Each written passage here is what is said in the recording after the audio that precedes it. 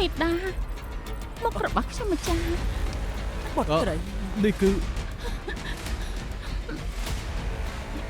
មិនគិតមានរឿងបែបនេះវ៉ាន់ស៊ីនាងបានដាក់ស្អីក្នុងម្សៅផាត់មុខដែលទើបតែថ្វាយយើងមិញនេះព្រះនាងស្ដាប់ខ្ញុំម្ចាស់សិនម្សៅផាត់មុខនេះគឺអ្នកស្រីហានជាអ្នកឲ្យមកខ្ញុំគ្រប់គ្នាសុទ្ធតែឃើញមែនទេមិនមែនទេសោះទេយកស្រីចង្រៃនេះចេញពីទីនេះទៅព្រះមហេសីសូមមេត្តាផងគឺនាងជាអ្នកធ្វើវានាងបានដឹងមុនហើយព្រះមហេសីខ្ញុំម្ចាស់មិនបានធ្វើទេគ្រូសាហានថ្លើមធំហ៊ានប៉ុនប៉ងយកជីវិតយើងបញ្ជូនពួកគេយកទៅកាត់ទោសប្រហារជីវិតនាងជឿខ្ញុំម្ចាស់ទៅលោកម្ចាស់ចូលសូមជឿខ្ញុំផងលោកម្ចាស់គោបរំអីលោកម្ចាស់ជឿខ្ញុំនឹងសែនឲ្យនាងគួរឲ្យខ្លាចណាស់អ្នកណាហ៊ានយកថ្នាំពុលចូលភូមិគ្រឹះលោកមន្ត្រីបែបនេះអាយ៉ា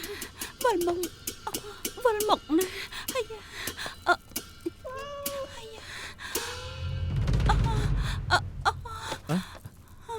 ម៉ែតូចដឹងខ្លួនឡើងម៉ែតូចឆាប់ដឹងខ្លួនឡើងម៉ែតូចដឹងខ្លួនឡើងបើធ្វើបែបនេះម្ដងទៀតយើងនឹងកាត់ក្បាលឯងហើយអាយ៉ាលោកម្ចាស់ចូលម៉ែតូចខ្ញុំមិនសូវស្រួលខ្លួនទេយើងសូមលាទៅសិនហើយទៅចុះនាំគ្នាទៅសម្រាប់ចុះតោះ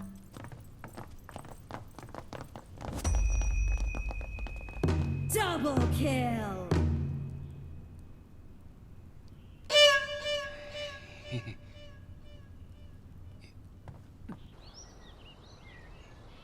ក្នុងខួរឯងមានតែសម្រាប់មានតែរឿងអត់ប្រយោជន៍គ្រប់ពេល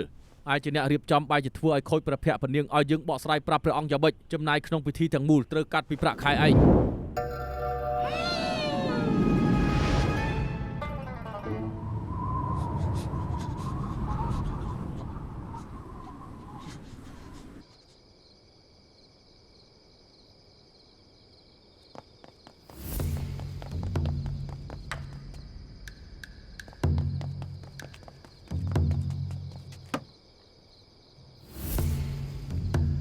គ្រួសារសេវសុទ្ធតែមនុស្សទង់ខ្សោយអត់បានការតែហេតុអីពិបាកចាត់ការម្លេះ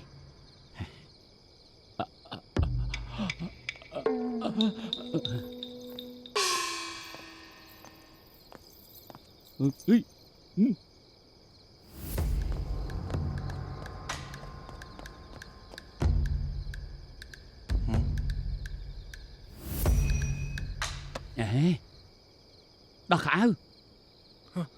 គ្មានផ្លូវទេប្រពន្ធខ្ញុំប្រាប់មិនឲ្យអ្នកណាឃើញរឿងកាយខ្ញុំត្រង់នេះទេឆាប់ដោះមកអើយប្រុងធ្វើស្អីនឹងឲ្យមកបើខ្ញុំត្រូវគេដោះខោអាវទៀតហើយ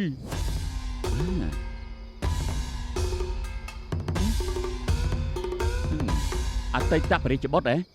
ខ្ញុំ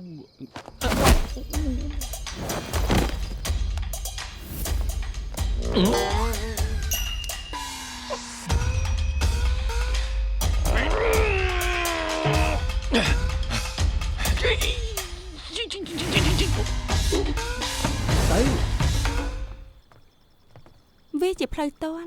ខ្ញុំប៊ីតែជាប់អន្ទាក់លោកម្ចាស់ចូលទៅហើយកុំតែបានអប៉ែនឹងទេមិនស្មានថាលោកជួយខ្ញុំសោះម៉ែតូចខំតែគិតថាខ្ញុំជន់ពលិចពេលនាងធ្លាក់ខ្លួនខ្ញុំដឹងថានាងមិនទុកចិត្តខ្ញុំទេសង្ស័យអតីតព្រះរាជបុត្រលាក់ខ្លួននៅទីនេះតែពេលនេះខុសគ្នាខ្ញុំមិនធ្វើបាបនាងពួកយើងមានសុខរួមសុខមានទុក្ខរួមទុក្ខអ្វីដែលខ្ញុំចង់បានគឺការពារគ្រួសារសៀខ្ញុំជឿថានាងអាចទុកពួកយើងជាគ្រួសារនាងអ្នកបងមានអ្វីចង់និយាយពីរឿងដែលបានកើតឡើងដែរទេថាម៉េចគ្មានទេបងយកម្ហូបម៉ែតូចបោះចោលតែប៉ុណ្្នឹងទេក្រៅពីនឹងបងអត់ដឹងអីទេតាមពិតជាឯងម៉ែមានចេតនាធ្វើបែបនេះអ្នកទាំងពីរដាក់អន្ទាក់ខ្ញុំអ្នកបង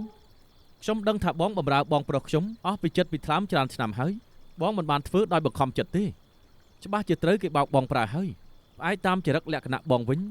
ច្បាស់ជាមិនអោយម៉ែតូចស្លាប់នោះទេមនុស្សម្នាក់នោះគួរតែបញ្ជាឲ្យបងធ្វើដើម្បីបណ្ដេញម៉ែតូចចេញពីគ្រួសារសៀត្រូវដែរទេនឹងជាអ្វីដែលគូឈៀនហ្វូនិយាយគូឈៀនហ្វូលោកម្ចាស់ចូលនឹងសាលាស្រុកច្បាស់ជាមានផែនការអាក្រក់អ្វីហើយក្រែងសាលាស្រុកការពារពួកយើងអញ្ចឹងហ៎អ្នកបង ក្នុងលោកនេះគ្មាននរណាការពារយើងបានក្រៅពីពួកយើងខ្លួនឯងទេគិតមើលទៅឥឡូវម៉ែតូចជាគ្រួសារពួកយើងបើគាត់ធ្វើកំហុសតែមួយគ្រួសារពួកយើងទាំងមូលរួមទាំងបងប្រុសខ្ញុំនឹងជាប់ពាក់ព័ន្ធទាំងអស់អ្នកបងសុំទោសម៉ែតូចទៅ បងឯងសុំទោសគាត់អញ្ចឹងឯងបងទទួលស្គាល់បងខុសពិតមែនតែគាត់ក៏មិនខុសគ្នាដែរចូលចិត្តធ្វើចរិតអញ្ចេះអញ្ចោះ អញ្ចឹងចន់នឹងរបៀបម៉េចវិញ ធ្វើដោយស្រីគ្រប់លេថែមទាំងឆ្លាតទៀតផងឮថាឯងដណ្ដើមមុខមាត់ឲ្យត្រកូលសៀនៅក្នុងពិធីជប់លៀងផ្កា100ខ្ញុំត្រេកអរណាស់ដែលមានឯង ខ្ញុំដឹងថាម៉ែតូចស្អាតឆ្លាតពូកែនឹងចិត្តល្អតាំងពីជួបដំបងមកម៉េះ នាងស្អាតពិតមែនតែគ្មានចិត្តល្អស្អីទេ មិនត្រឹមតែប៉ុណ្ណោះឯងល្អចំពោះគ្រួសារយើងដូចពន្លឺថ្ងៃកក់ក្ដៅនៅរដូវរំហើរអញ្ចឹង ម៉ែតូចពិតជាដូចម៉ែតូចពួកយើងណាចំជាគ្រួសារចម្លែករបស់គេមែន វីវហើយអ្នកប្រុសធំគាត់បាត់ខ្លួនហើយ ថាម៉េចអូ អ្នកបង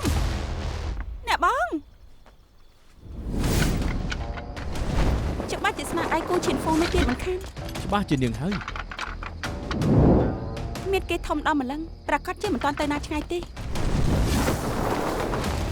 ជប់ភ្លាមបងខ្ញុំនៅឯណា ខ្លាមធំមែន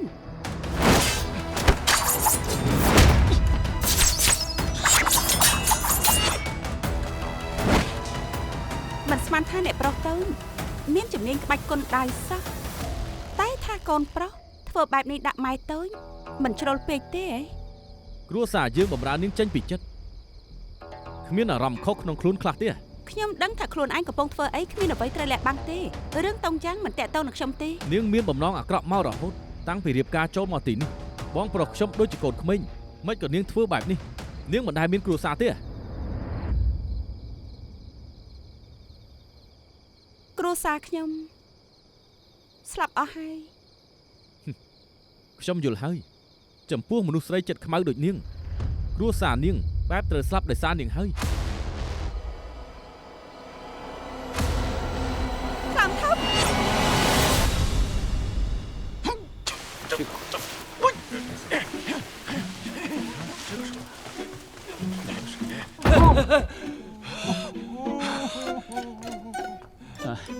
ឆាប់សួរចម្លើយគេទៅ អស់សុំទោសផងចិត្តដល់ម៉ោងចេញហើយ មានតែដើរនៅឡើយទេនៅសល់ពេលគេសុំប លោកម្ចាស់គូផ្អែកតាមចំពោះទី3មាត្រាទី5នៃបទបញ្ជាផ្ទៃក្នុងសាលាស្រុកអញ្ជើញមកម្ដងទៀតព្រឹកស្អែកនេះដល់ពេលនោះខ្ញុំនឹងព្យាយាមជួយលោកឲ្យអស់ពីសមត្ថភាព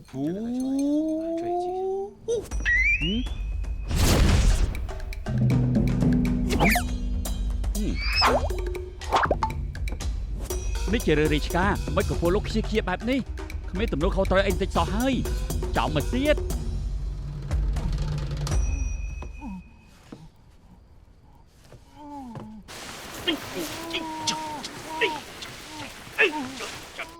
ថ្លើមធំ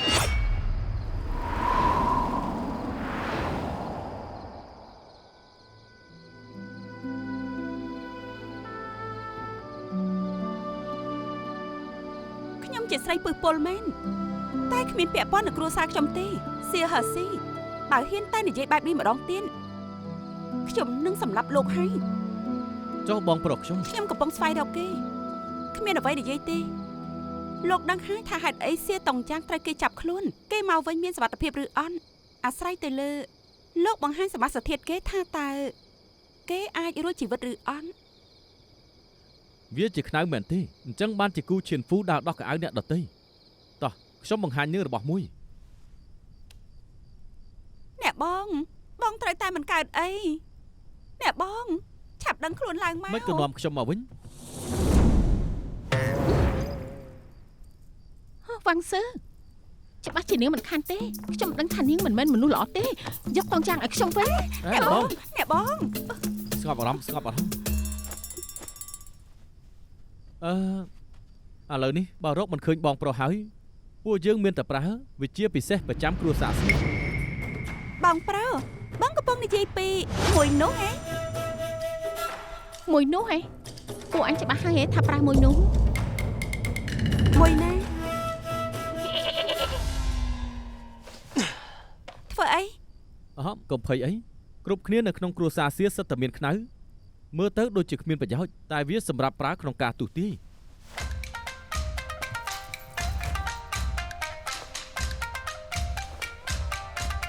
គ្រួសារសៀទាំងមូលសុទ្ធតែមានខ្នើចំកន្លែងតែមួយដូចគ្នាពិតជាអស្ចារ្យមែនបើកភ្នែកមកឃើញរបស់ប្លែក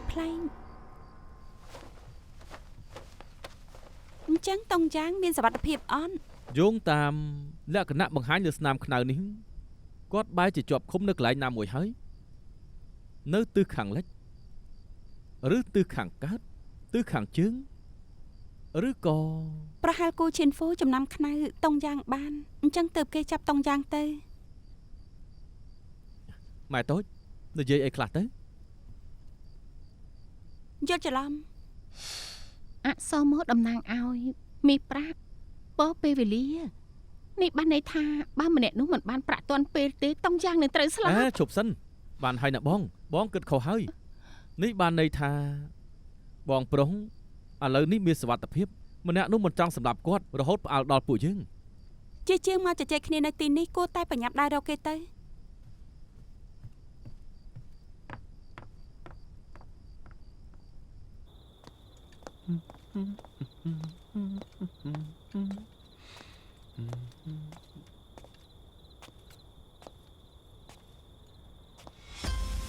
វងជួយិនចង់បានអី ចាប់ខុសមនុស្សហើយសៀតង់យ៉ាងមិនមែនជាអតីតព្រះរាជបុត្រទេ បានន័យថាម៉េច គ្រួសារសៀទាំងមូលសុទ្ធតែមានខ្នៅសៀតង់យ៉ាងត្រឹមជាមនុស្សធម្មតាប៉ុណ្ណោះ ហាចំជាព្រៃផ្ដោះមែនគិតថាខ្ញុំជឿមែនទេ ខ្ញុំឃើញតែផ្ទាល់ភ្នែកខ្លួនឯងវាជាការពិន នេះកំពុងព្យាយាមប្រើល្បិចថោកទាបបោកខ្ញុំព្រោះដឹងថាខ្ញុំមានអតីតព្រះរាជបុត្រ ឯងនឹងបានភ្លឺភ្នែកខ្លួនឯង តាមរបៀបណា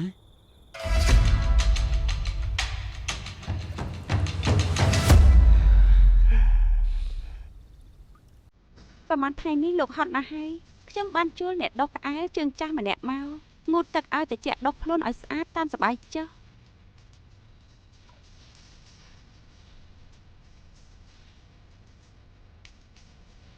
ខ្ញុំចង់ឃើញថាជើងចាស់ម្នាក់នោះជំនាញកម្រិតណាទៅ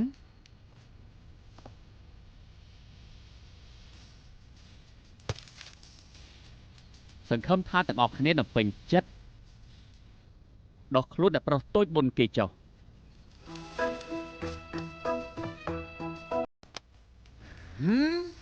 ហត់ហើយឃ្លាននៅ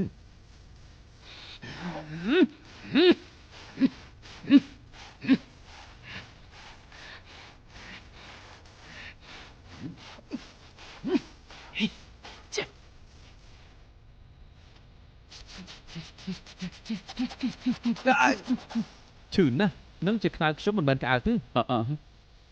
មួយមើល សុំតូនអ្នកប្រុសតូច បានហើយ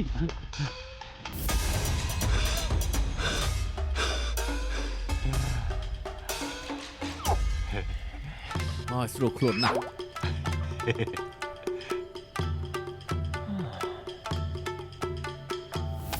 ចំទីស្រួលមែនតើអីយ៉ាដូចខ្លាំងហើយអី នឹងហើយដល់ទៀត ធ្វើឲ្យត្រូវមើលដូចខ្លាំងប្រើកម្លាំងឲ្យអស់មក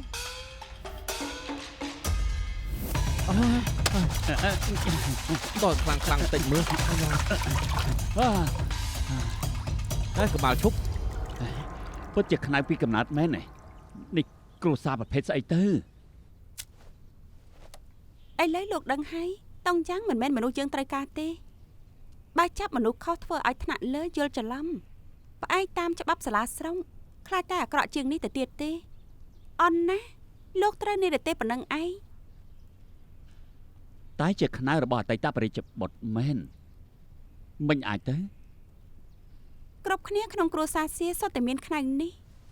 កាន់តែបញ្ជាក់បានថាអតីតព្រះរាជបុត្រលាក់ខ្លួននៅក្នុងភូមិគ្រឹះសៀ អញ្ចឹងទើបគេធ្វើគ្រប់យ៉ាងការពារគេ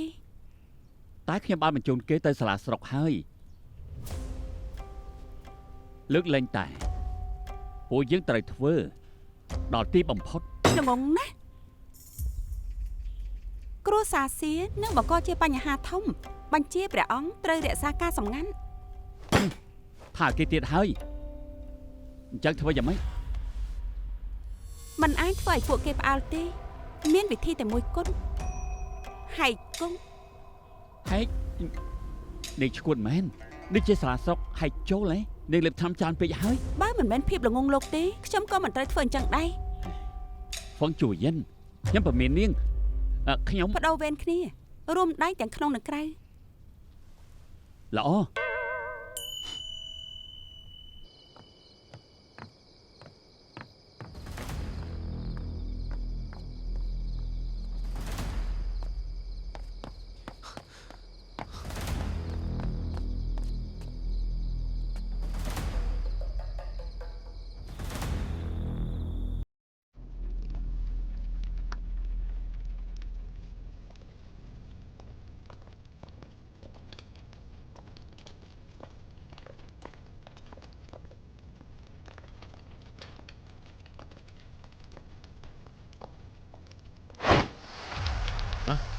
ស្អីគេវិញ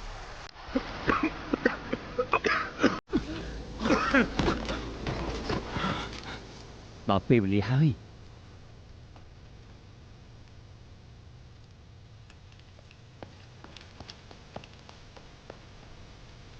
ខ្ញុំទៅចាំនាងនៅខាងក្រៅ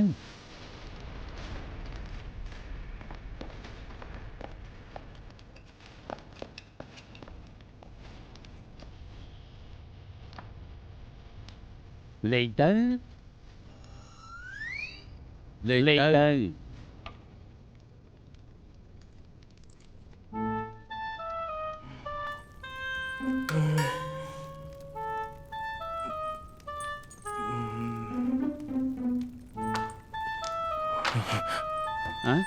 អូយឈ្នះហើយថែ13ឯងអាចទៅរួចយ៉ាងម៉េចបាន ខ្ញុំចាញ់អស់ហើយ ស្មានតែគេល្ងងមិនដឹងអីតាលោកសំដែងហ៎ខ្ញុំ អាមិនក៏ហ៊ានខ្លាំងម្លេះ អើយ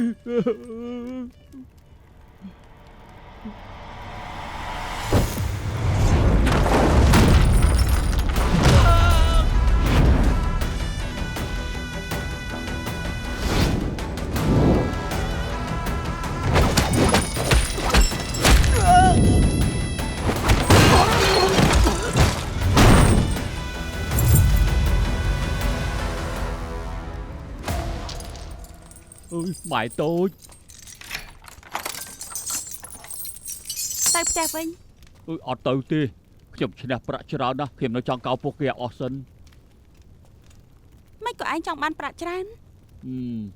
បងប្រុសខំធ្វើការណាស់ជើងឈៀនណាតែងតែបារម្ភគិតពីខ្ញុំរហូតខ្ញុំជាមនុស្សអត់បានការមានតែប្រាក់ច្រើនក៏មិនខុសអីដែរ ឯងធ្វើបានល្អណាស់ហើយទៅផ្ទះជាមួយម៉ែតូចគ្រប់គ្នាបារម្ភពីឯងណាស់មក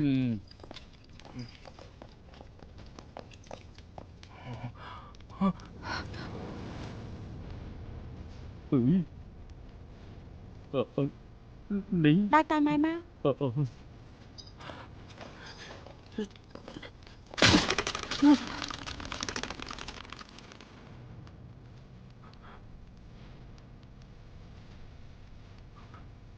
ឆាប់ឡើងឆាប់ឡើង ឲ្យពួកយើងទៅលឿនយ៉ាងម៉េច អាយ៉ាកុំប៉ះពួកគេអី តំយ៉ាងដើរមួយមួយ អូ តោះ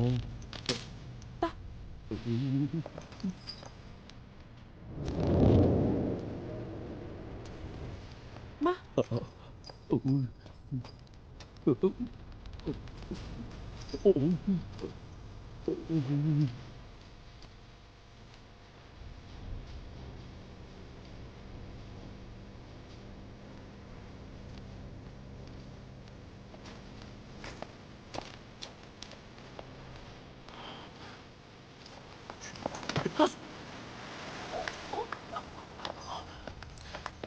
មក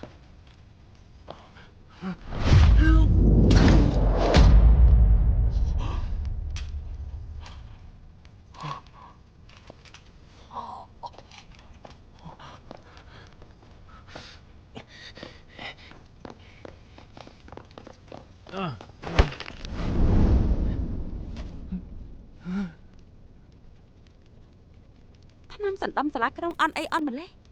ខ្ញុំអ្នកណាពួកយើងចិត្តដៃការហើយបើមានតំយ៉ាងនៅទីនេះគ្មាននរណារត់ខ្លួនទេ មិនបាន ទៅហើយ បើមិននាំតុងចាំងទេខ្ញុំនឹងរៀបការពីលោក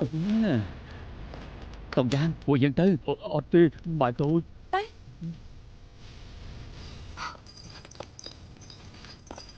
មិនក៏ឯងថ្លាមធំរៀនឲ្យគុកបាត់នេះ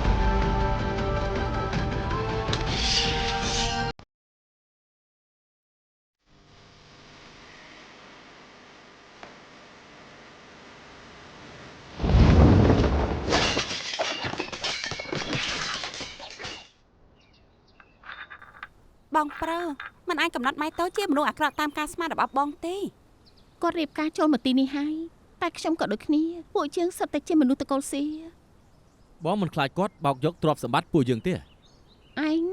ពិតជាមិនទុកចិត្តគាត់សោះមែនខ្ញុំស្មានតែឯងនឹងតង់យ៉ាងត្រូវគាត់បញ្ឆោតបានហើយក្នុងពិធីជប់លៀងអ្នកទាំងពីរចម្លែកយ៉ាងណានាងក៏ជាសិស្សច្បងឯងខ្ញុំខំតែគិតថាអ្នកទាំងពីរមានរឿងបែបហ្នឹងតា អ្នកបងតើកំពុងនិយាយពីអីហ្នឹង ស្នេហាមនុស្សពីរនាក់មិនអាចទៅរួញរីកដុះដាលតាមពេលវេលារវាងមនុស្សពីរនាក់ ខ្ញុំមិនចង់ឮរឿងហ្នឹងទេ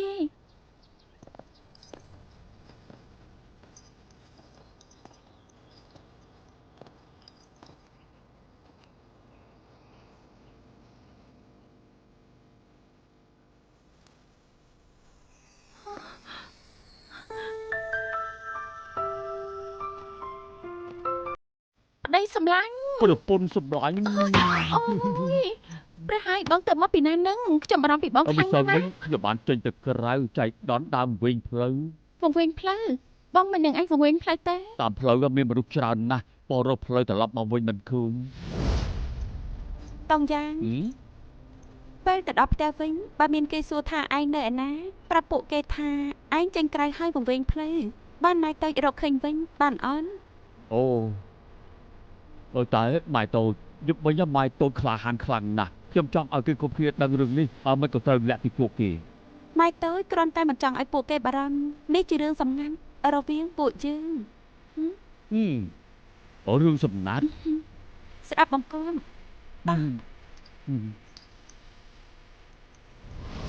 ម៉ៃអ្នកជួយតង់យ៉ាងហ៎ម៉ៃជាវីរ៉ានេះអេម៉ៃតូចមានរបួសហើយម៉ែដើរដួលខ្លួនឯងម៉ែសុំទៅសម្រាប់សិនហើយ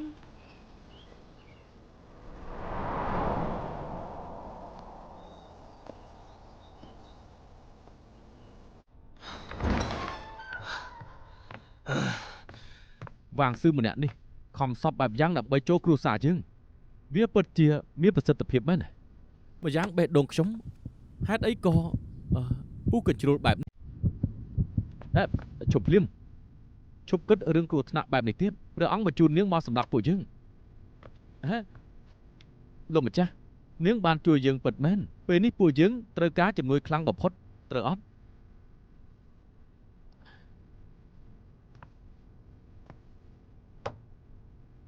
វាងស៊ឺឈប់លេងសើចនឹងខ្ញុំទៀតបើមិនអាចវែកមុខនាងឲ្យឃើញខ្ញុំការពារគ្រួសារសៀយ៉ាងម៉េចចាំមើលទៅ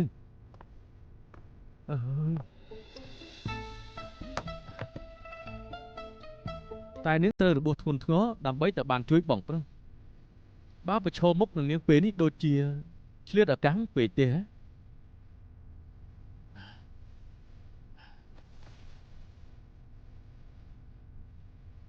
តែគួរជួយមនុស្សរឿងផ្សេងទុកម្លេចត្រឹមត្រូវ